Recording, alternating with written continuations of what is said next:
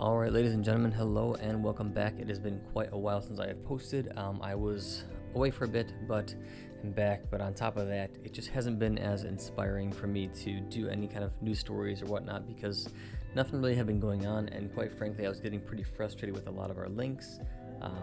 And I guess we'll see. Things are starting to kind of brew and boil up now finally. Euro 2020 is over, and Italy won, which is awesome. That was quite the run, and I've been incredibly happy that they were able to pull it off. They really did it based off of the team approach. There's really no superstars in that team. I guess Chiesa might be the closest thing to a superstar, Donnarumma possibly, but in my opinion, the absolute best player that Italy has is Nicolo Barella. Surprising that they pulled him off at certain times, but overall a great team performance, and everybody was going with the fancy players from France or these players and that players. Oh Belgium, all these players who are very, very cocky, arrogant, and guess what? They all got shut down by Italy, who wasn't cocky, wasn't arrogant. They played super hard, they played together, they played right, and they were awesome. And it just proves my point that we actually have good players here in Italy.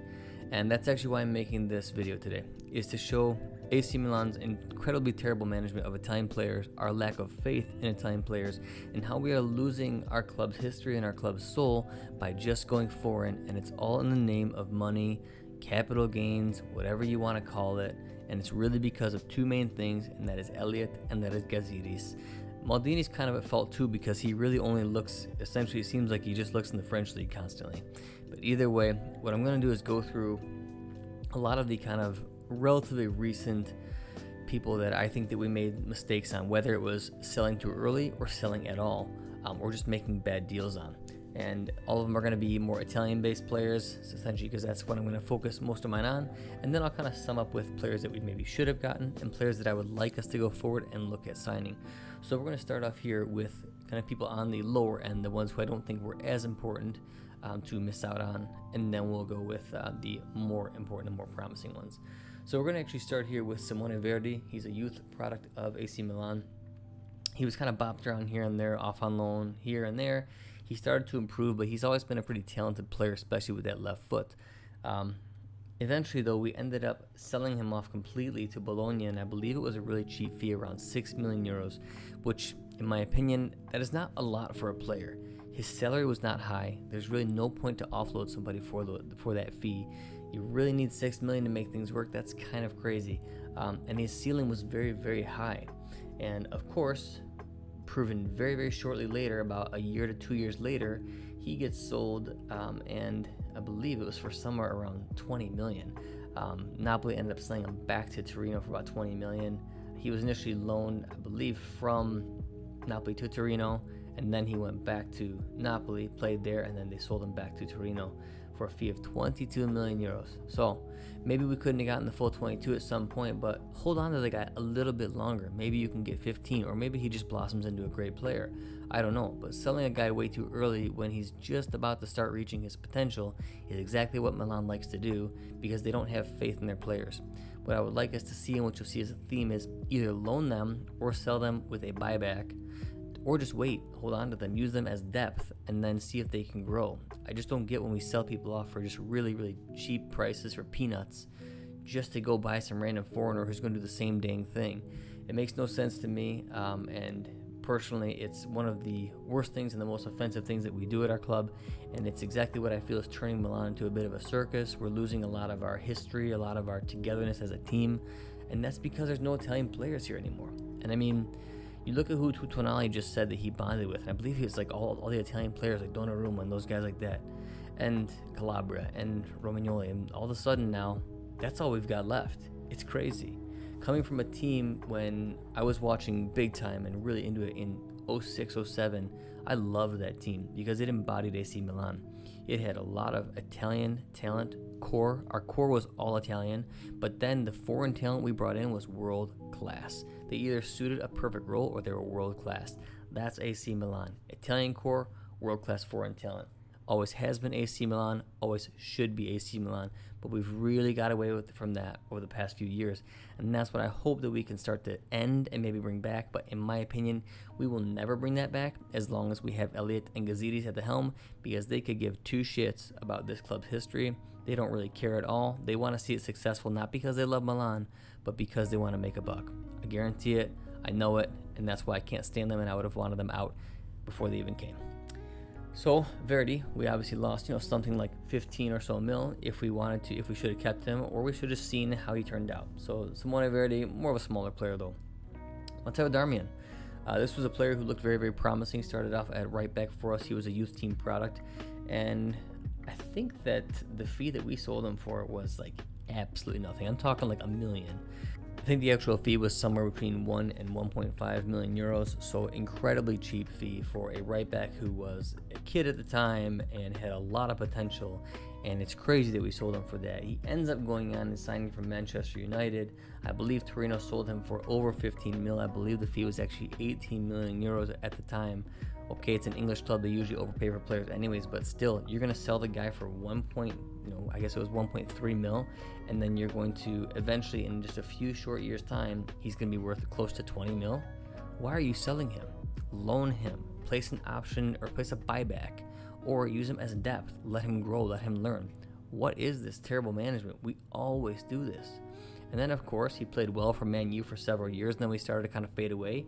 He ends up going to Inter just recently and actually plays an amazing part in Antonio Conte's team, gets some crucial goals, plays very solid defensively, and is super versatile, can play right side, left side.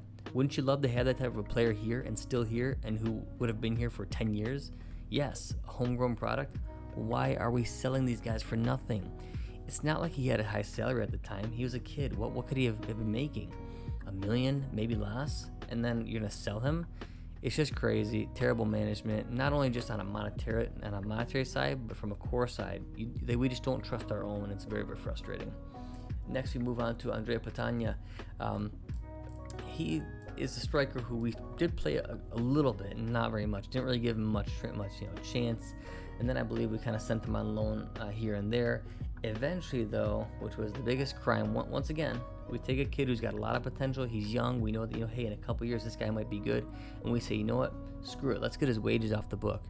His wages were so small. He's a kid when we sold him. We sold him for 1 million euros. That's it. Done. 1 million. That's it.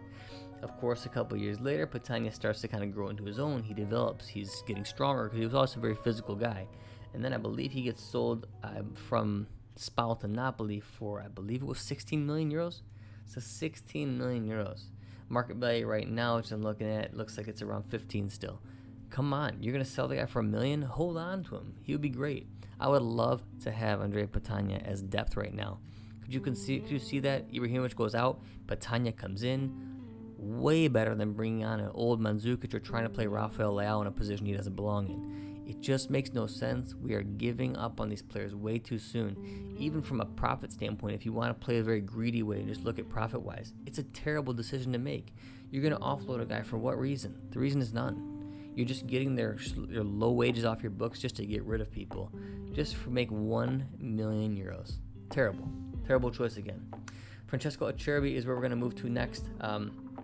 He's a player who I believe was moved over to us for a very, very cheap fee. I think he came to us from, was it Chievo Verona maybe? And I think it was for 4 million. We end up 1 year later turning around and selling him back, and he was never even bad for us. Like, he's slow, okay, but he was always a smart player, very physical player. We end up just turning right back around and selling him about a year and a half later just to Genoa for, I believe, 4 million. So we did nothing. We just paid his salary for a little bit. Why? The guy was solid. It's not like he was bad at all. We gave him no chance whatsoever. And then, just shortly later, he goes across to, I believe, Sassuolo, and then he went across to Lazio. He was solid on Sassuolo. Then he moved to Lazio, and he's been great on Lazio for years. So why not hold on to the guy? It makes no sense. At the very least, for depth, you really needed that 4 million? It's ridiculous. I could understand if you sold him for, 10 or something like that, and you needed the money really badly and he wasn't panning out. But you barely gave him any chances, and you just gave up on the guy way too early. It made no sense to me. He was a solid player for us when he was here. It wasn't like he was failing, and we just really turned around and sold him back for 4 mil for absolutely no reason. This is really the bad years, the dark years for Milan, is right after our great success in 06, 07. We had some successes here and there scattered. We were just trying to live off of the remnants of our old legends. Even in 2011, we had some success, but after that, nothing. Like, it's been a decade of just crap. And this is really the crux of our terrible transfer strategy. Now we move on to the more recent ones. We're just going to do a couple here, and these are the bigger ones, which I'm really bummed about because they're all on the national team, and they should be. Actually, Acerbi is on the national team too, but all these players are on the national team, should be, and they are all Milan products and should still be at AC Milan. First, we're going to go with Bryan Cristante. Bryan Cristante is super frustrating for me because when he did play for us, he was very composed as a young kid. He's always been calm, controlled. He played a couple games for us, just a handful, and he was excellent in all of them, for a kid, that is.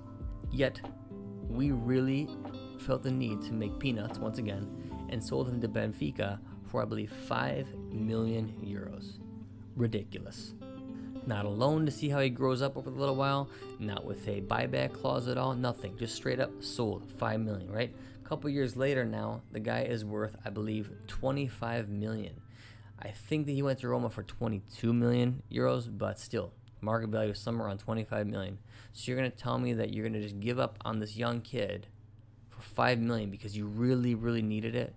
It's just ridiculous. It's not like you sold him for 20, which I still wouldn't have done just because money-wise, I mean, yes, I get it. That's very important. You're running a business, but you got to hold on to your own and at least place buyback clauses on these guys in case they pan out like he did. You bring them back, boom, you've got a fair buyback clause on the guy, and then you get to keep your homegrown product. Instead, we have a national team player right here who we could have in our midfield and who would help out a ton, gone. And now we're just trying to get these random foreign guys just because. It makes no sense, and this is exactly why the core of Milan, the crux of Milan, is breaking. That one hurts a lot. I couldn't stand that transfer. I thought it was incredibly stupid when it happened, and I still think it's stupid today, and it's proving me right because of how well he's doing in his career. He's a linchpin. He's solid. Yes, he may never be top world class, but you know what? He's well good enough to play in the Euro 2020 finals and get subbed on a little bit after halfway in the game and make the national team, but no. He can't be good enough for AC Milan. It's ridiculous.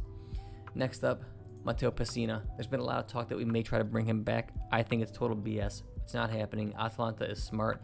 They want to keep him. Pessina's probably sitting there thinking, Milan didn't want me anyways. They could care less about me. They don't even play Italian players regardless. All their Italian players are leaving them for some reason. Go figure. So why the heck would I go there? So I highly doubt he's going to come back. But Pessina, we included, I believe, in the Andrea Conti deal. Now, I kind of get it a little bit. But the biggest thing is no buyback. We have this weird clause on him to where he has to play, I believe, like 100 games or something like that. And then if he plays those games, he's permanently Atalanta's. He no longer has a 50% buyback clause like we have on him. So, which is terrible. Why do you have a 50% buyback clause on the kid? He went across for like $1 million. I believe it was actually 2 million is what it was, somewhere around there. 2 million euros. That's it. And then we got Andrea Conti, and we still had to pay like 20 plus for Andrea Conti. So you're gonna include Pessina, still pay 20 plus for Conti. Why? Just one, don't include Pessina. Two, if you do, have an actual buyback, not a 50% buyback with a clause that if he plays a certain amount of games, you don't even get to exercise that. But we will make 3 million, guys. Ridiculous. Once again, now his value is somewhere around 30 million or somewhere like that.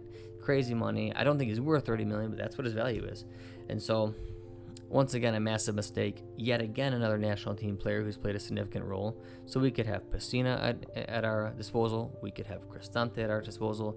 And now we'll move on to the biggest hurt, which everybody knew was coming, Manuel Locatelli. This guy was actually pretty solid for us. He was a young kid. He played a few games for us. We gave up on him so damn quick. It was ridiculous. The terrible management of this player, how fast we gave up on him, and everybody could see the talent. He scores a massive goal against Juventus early on in his career. He was looking like an absolute stud, and then he has a couple weak games, which every kid has, and boom, done, gone. We're going to find something better. So we sell him for somewhere around 14 million. We're like, oh yeah, 14 million.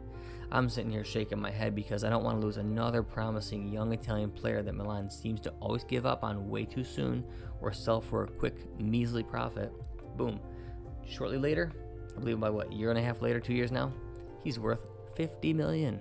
Probably not really worth that, maybe worth in the 30s fairly, but that's what he's going for now. It's 50 million. Juve is looking at him. PSG is looking at him. I believe Arsenal's looking at him. 50 million. So wouldn't you love to have Locatelli back here? Wouldn't you love to have Cristante back here? Not even worry about our midfield. You're sitting with the midfield five of Benacer, Kessié, Tonali, Locatelli, Cristante. You've got an Italian core, and then you've got top-class foreign talent. Oh my God, what do you know? Looks like AC Milan.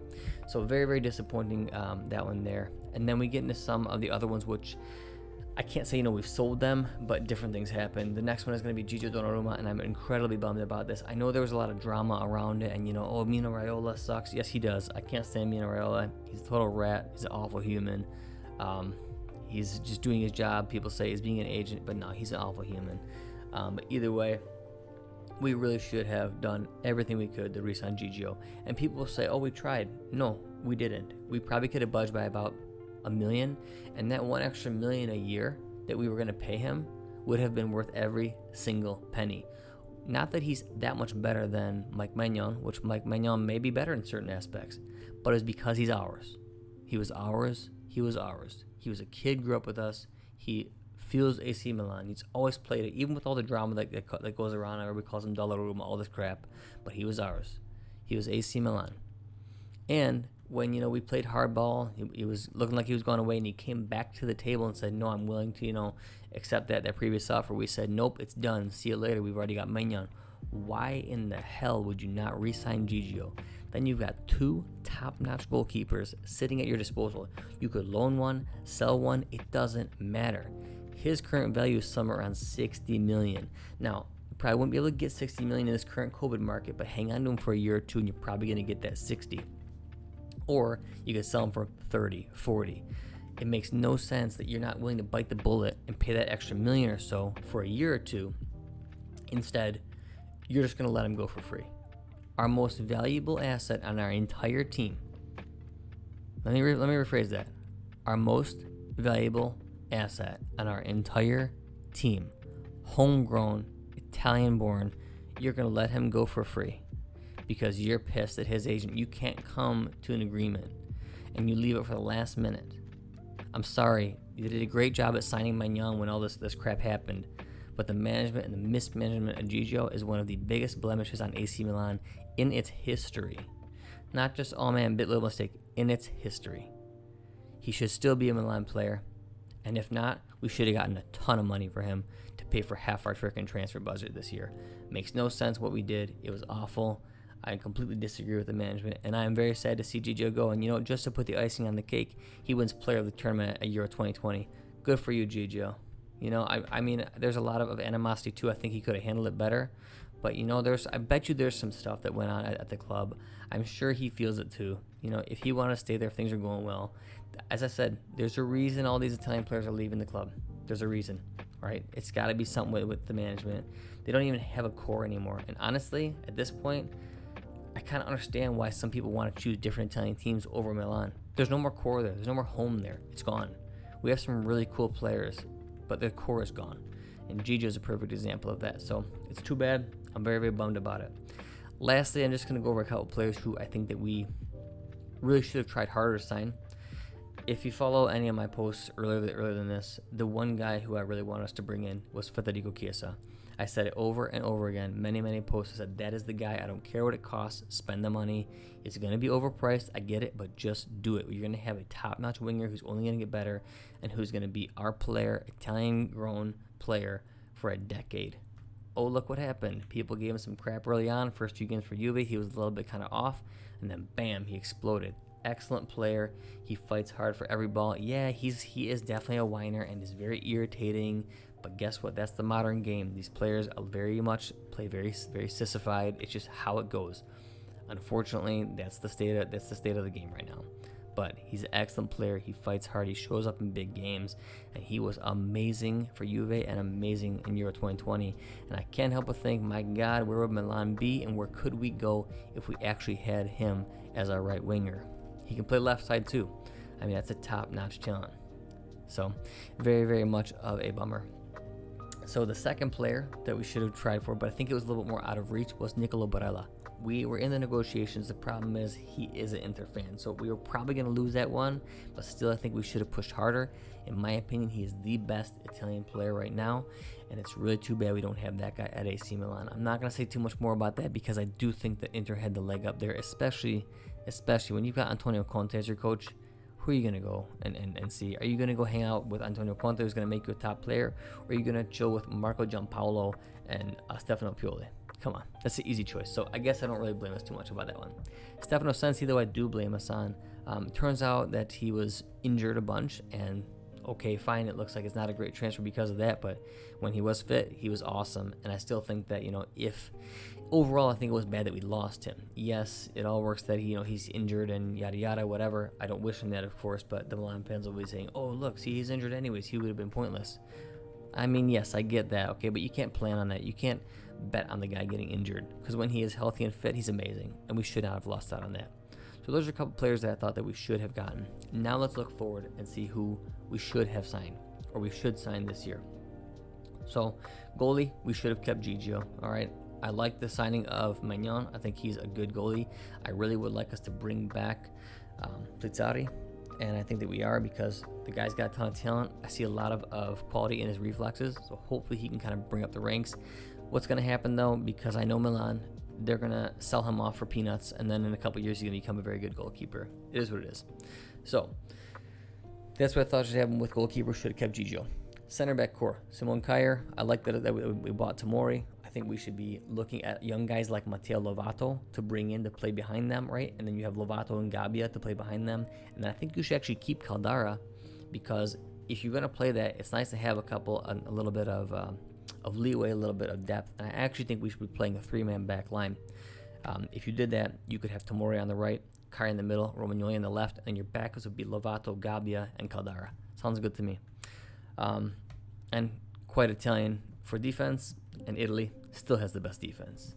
So side back wise, I actually think that we should be looking at Paolo Giglione for the right side if we want a cheap backup. He delivers a great cross. He's very, very underrated. Of course, here, guys, I'm just going over the Italian players. I'm not talking about bringing in others. We got to obviously keep Calabria. I'm really glad that he just re-signed for us. He's going to be absolutely awesome. And he really has proven that he wants to play for this shirt, and he's probably going to be a future captain at some point. Keep him. I like Kalulu as a good backup too, but I think that somebody that's underrated we should be looking at is Paolo Giglione. Look over at the left side, somebody that I think that we should maybe consider is Emerson. I know he may be a little bit expensive, but okay, maybe it's too pricey for us. But a cheap option that we've kind of been looking at has been Petzela. So I think that that's actually a decent idea for us. He plays for Parma. They are relegated, so I think it's a great call. So that's who I would like us to see and like us to pick up there. If you go to the midfield, all we really should have been doing is keeping Cristante and Locatelli. We would be completely fine, done, midfield solved. Now that we don't have that, I actually would like us to look at some non-Italian players, because I think that a guy like Jordi Schouten or Bakayoko or Lokonga are all good for Italian players. I actually think that Rolando Mandragora is actually one of the better players. He's got a lot of character when he's on the pitch, and I feel like he's got some good ball control and has a lot of presence. So Mandragora is a guy that I would look at to just kind of to be a backup player. But I'm really glad that we got Tonali, because I think he's got the talent, and I think in a few years he's going to be better than Benacer. Benacer's streaky. When he's on, man, he's amazing. His low center gravity is awesome, but I think he's going to pull ahead of him at some point too. As far as when you look kind of more going forward, out wide and whatnot, I think the guy for us is going to be Domenico Berardi. I doubt we'll go for him because we're not going to pay that much money. I just have a feeling we're not going to do it. But I think Berardi is perfect for us. He's in his prime. He's hitting his stride. He's an actual goal-scoring winger, which we need because we're going to need goals to come from elsewhere. And if you look at our wingers, they don't really produce that. Rebic can, but it's not very consistent. Berardi's consistent every season. Goal scorer. That's who we need. Plus, he can take free kicks. So that's the guy, in my opinion. We missed out on Chiesa big time, but we can still go and get Berardi and still have a great team leader who is really nice because he's actually the captain. It's nice to have a leader up there who can play right wing and give us a different look than Alexis Salamakers can. You want the work rate, you're going to bring on Salamakers. You want the quality and the goal scoring, you're going to bring on Berardi. So that's what I think we should go get. As far as backups up there, I think Zaccagni is the perfect option. He's cheap. He can play anywhere from attacking mid to left mid to right mid, or wingers rather, and it's perfect. So I think Zaccagni is somebody who we should not overlook. Orsolini has also been, in my opinion, he's kind of like the poor man's Berardi, but you never know. He could progress into a very good player, so I wouldn't mind that. And actually, I know a lot of people hate on him, but if there was some way that we could work out a cheaper deal for Bernardeschi, I think Bernardeschi would do very, very well. With a change of scenery, the guy's pretty talented. He works hard. Yeah, he's gotten a lot of flack, and people might give me some crap about suggesting him, but for the right price, I don't think he's a bad option. All right, now we move to kind of the striking component here. Actually, one more player for attacking midfield. I think Castrovilli is a really good choice for us because he didn't have the best season last season, but he still showed a lot of skill, a lot of potential. But because he didn't have that breakout amazing season, there's a chance that we could actually get him for a good fee. He's young. He is a Milan fan. You know he'd want to come here, especially to be with his club that he supports. So I think it'd be absolutely perfect. That would be a signing that I am secretly hoping we make. We will not, I know, but it's what I'm hoping for. Then if you look up top, the only Italian names we're really linked with, and those names are kind of fading anyways, is going to be Belotti, and then it's going to be Scamacca. In my opinion, they're both great choices for us. My personal preference leans towards Scamacca because I feel like he is the perfect profile to learn from both Ibra and Giroud. He's younger, he's taller, he's stronger, and he's got really, really technical feet. If you've seen the guy play, yes, he's had some bad games here and there, but so has every kid. I hope we don't pass this up because he's had a few bad games. He's got the talent, he's got the vision. If you look at him, he's like, I'm not going to say he's like Ibrahimovic because Ibrahimovic is a once-in-a-lifetime talent, but he does similar things as him. He's always looking ahead. His link-up play is good. He's very, very slick, and for a huge guy, he's really talented. And so I think this is a guy that people are sleeping on. Yes, Sassuolo is awful about their pricing, so they're not sleeping on him, of course, because he's theirs. But that is my number one choice. I feel like if he can learn from both Giroud and Ibrahimovic, this guy is going to be dynamite for a decade for us. That's the pick. You heard it here first. I know that people are going to give me flack about it, but that is the pick. Don't miss out on this guy, Milan. Next, Belotti. I would like to bring him in, especially if you can get him in a cut rate price. If we're not going to go spend the money on Scamacca, I feel like you can go get Belotti, who, while he hasn't had a great year this year, he produces consistent goals. He's always in the double digits. He's going to give you work rate, and that's going to fit the system very, very well. He's pretty solid at link-up play, and if he starts to catch form again, he's going to be amazing for us. Plus, he's a Milanista guy, so it'd be nice to have more people who want to be here. So I prefer Scamacca, but Belotti would be just fine with me. Of course, we probably won't. We're probably going to go get somebody who's foreign and cheap and yada yada, all the same stuff. Last one that I would like to bring up, because I don't think it's too real of a link, is Lorenzo Insigne. If we could bring him in, I think he would be perfect, and we could play him on the left, or we could play him at attacking mid. He's actually decent at attacking mid, and a lot of people would consider that or suggest that because his position's so stable on the left, but I don't think he has to play there. He's great being creative. He's got great free kicks, passing and vision. He's small, got a low center of gravity. He can 100% play that attacking mid role. So, in general, those are the Italians that I think we should be looking at. I hope we bring in a handful of them. We probably won't. We may go and get Petzela. That's probably about it. But I don't know. I just have a feeling that we're in for more of the same. We're probably going to get a bunch of young guys, probably young French guys, because it seems like Maldini's got some type of a fetish with young French dudes. But that's probably what we're going to do, and I'm going to be left disappointed once again. I really want Milan to come back to being Milan. And, people will mistake this for saying, oh, you just don't want, foreign players at Milan. And say, you know what, screw you. You're completely wrong. My favorite player of all time is Kaká. It's absolute crap. I just want Milan to be Milan. If I wanted a completely international Milan, I would go support Inter. They just have a lot of foreign players, and that's why they broke off from Milan. That's why they even exist as a team, and they just wear blue. I don't really give a crap if we were red or blue, right? It's about the core. It's about who Milan are. And when I see these foreign players, then I really can back them. Like a guy like Tomori, I love that signing because he's quality. That's the type of guy you bring in. Benacer, quality. Kessié, quality. The rest, they can all go. I guess maybe Teo Hernandez. I forgot about Teo. But that's about it, right? I mean, a guy like Rebic, he's been great, but he can go. A guy like Salamakers is be a great sub to keep there because he's probably going to grow and become a great player, but he's not somebody who really attached to yet. Although I feel like that's a guy we shouldn't make a mistake and sell him. Leao can go. I don't like his attitude, very, very lazy. I mean, and a lot of these guys, like we brought in Mate, lazy bum, go, see you later. Laxalt can go. I mean, all these guys can just go. There's about 4 guys that are really, care about that are the foreign players, and I think that they're top class. Those guys belong on Milan. That's what Milan is about. So I hope we get back to this. I unfortunately don't think we will. Let me know if you agree with me. Let me know if you think I'm just being too harsh. But for me, I fell in love with Milan not about money or making deals, and that's all we talk about. It's okay, this is this much money and this much money, and we can get this player for this. We're all playing FIFA, right? But at the end, it's about the heart. It's about the core. And when you look back at Milan, you look back at the players who you loved to follow, the Maldinis, the Kakas, the Pirlos, the Inzagis who bled for this shirt, right? The Shevchenkos. Those are the guys, man. And it's hard because I don't see too much of that here right now. You got a couple, but I don't see too much of that here. Even a guy like Kessié, who I think has been amazing recently, and I'm so glad he's found his form. Even that guy, if we treat him a little bit wrong, he's going to search for the next thing. He's not married to this shirt. So it's too bad. It's just, I don't feel like we had too many guys like that these days. Probably the closest guy we have is Calabria. But that's it. Even our own captain, Romagnoli, I feel like he would leave if a good offer came along. It just sucks. We don't have the loyalty anymore. So it's too bad, guys. But that is my spiel. I hope that you enjoyed it. Maybe you agree with me. Maybe you don't. But I really would like to see some more Italians coming back here just to make it a little bit of an Italian core. I don't need to see 11 players, on the starting 11 Italian, but I would like to see, 4 or 5, something like that, to say, hey, we're actually an Italian team again. So it's too bad.